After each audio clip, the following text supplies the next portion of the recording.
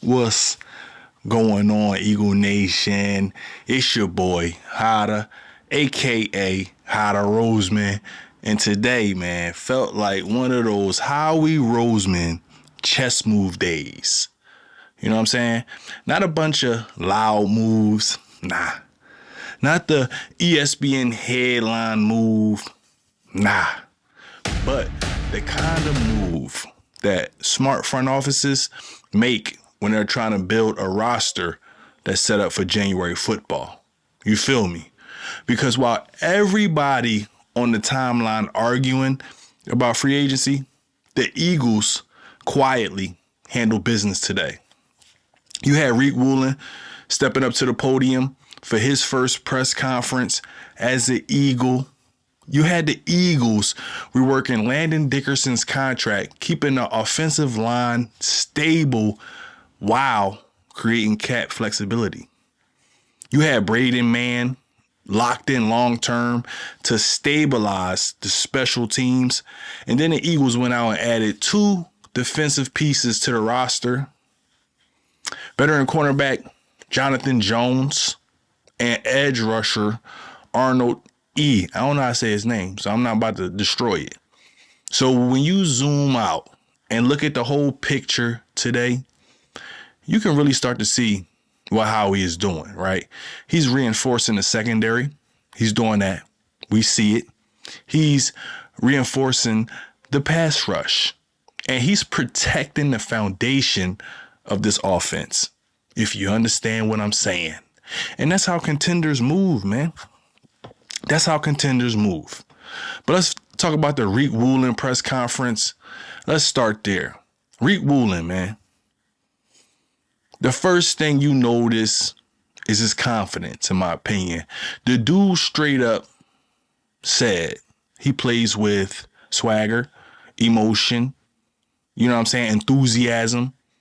He even said it himself. God didn't make him to be quiet. What? He made him to make plays out here.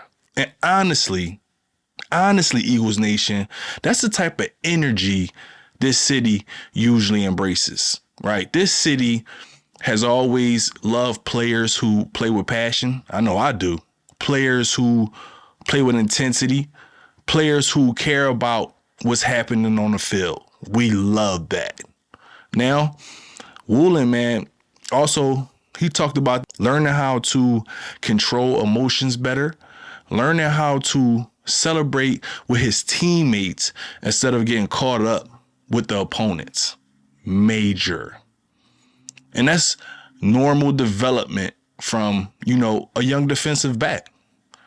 But the part that caught my attention, right, is that he talked about the Eagles secondary. He specifically mentioned being excited to play with Big Quinyon Mitchell and Cooper DeJean.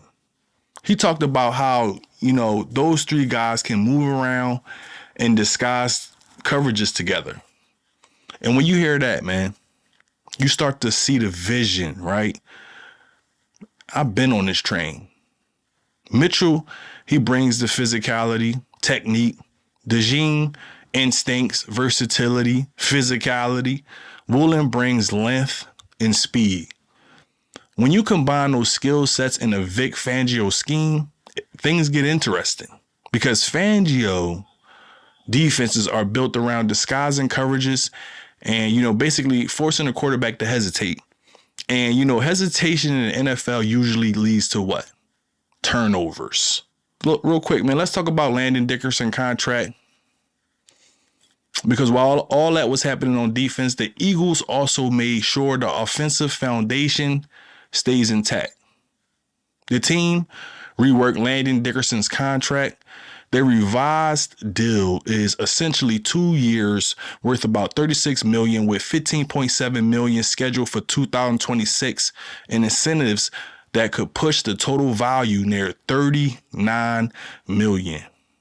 But the real purpose of this move, in my opinion, is to free up some cap flexibility. This restructure gives the Eagles room to maneuver financially while still keeping one of the best guards in football right where he belongs, right? And if you watch the Eagles over the last decade, you already know the philosophy. If you watch them, they don't play around when it comes to the offensive line. They protect it. They invest in it, right? And, another thing that I see is they maintain continuity because, in my opinion, when the offensive line is strong, everything else on the offense just seems to work better, just gel better. Real quick, man, let's talk about the Braden Mann extension. This is a move that it's probably not going to make headlines, but in my opinion, man, it still matters, right? The Eagles extend Braden Mann 4 years, $14 million, right?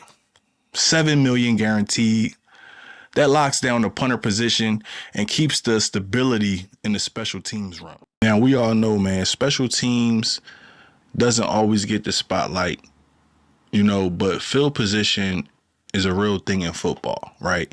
When your punter can basically flip the field consistently, that helps the defense tremendously, and stability in the specialist room, it matters. It matters more than people realize, right? Now, let's talk about the Jonathan Jones signing. Let's talk about this move being a depth move, right? The Eagles go ahead and sign Jonathan Jones to a 1-year deal. Look, man, he is a veteran corner, play in the Patriots system. And, in my opinion, that background matters because Patriots defensive backs are trained in complex systems, right? The coverage systems are extremely complex. They understand communication. They understand adjustments. They understand situational football. Jones brings experience to the secondary that already has a bunch of young talent. And when you're trying to win games late in the season, having a veteran defensive back in the room, that basically smooths things out. It stabilizes things. This is a classic Howie Roseman depth signing. It's not flashy, right? Smart. Extremely educated. Arnold E. Let's talk about that, man. The other move that Eagles made was Arnold E. to a 1-year deal worth up to about $7.3 million. Former Penn State edge rusher. Explosive player off the edge. Let's talk about that. Sneaky. And this fits the Eagles' philosophy perfectly. Because if there's one thing about this organization, it's this. You can never have too many pass rushers. The Philadelphia Eagles believe that. He brings the speed off the edge. He brings that burst. He's the type of player who comes into rotation and, create problems on passing downs. And when you start stacking waves of pass rushers, that's when quarterbacks start making mistakes. This is a low risk, high upside signing. If he hits the system and he fits it great, it's a win. If not, the Eagles move on, right? But the upside, in my opinion, is worth the gamble. It sure is, man. This is a classic Howie Roseman move. But let's go ahead and talk about the big picture here, man. When you step back and look at the full day of moves, you start to see strategy, right? Fact of the matter is the Philadelphia Eagles added secondary depth again, added pass rush depth again, protected the offensive line as well, and locked down special team stability. That's not random, right? That's roster building. Listen to me, man. Let's talk about it. Eagles Nation, what do y'all think about the moves today? How are y'all feeling about the Riq Woolen, joining his secondary? Also, do you like the signing from this edge rusher? Do you think he'll be good in this rotation? Look, everybody, man, drop your thoughts in the comments. And if you're rocking with the channel, man, please make sure you like, make sure you comment, make sure you subscribe, make sure you hit that bell, man. Because always, man, it's going to be your boy Hotta, a.k.a. Hotta Roseman. Stay fly, stay real, and as usual, man, go ahead and keep it a stack. If you made it this far in the video, if you felt like this puppy helped you out, please do me a favor. Do the channel a favor, like, comment, and subscribe. Do all those things to keep the channel in rotation. But until next time, man, Hotta out. You are locked into the Diamond Crew Sports Podcast. We have a massive episode for you today. Philadelphia Eagles reeling from a 3-game losing streak, didn't just win. They deliver a statement.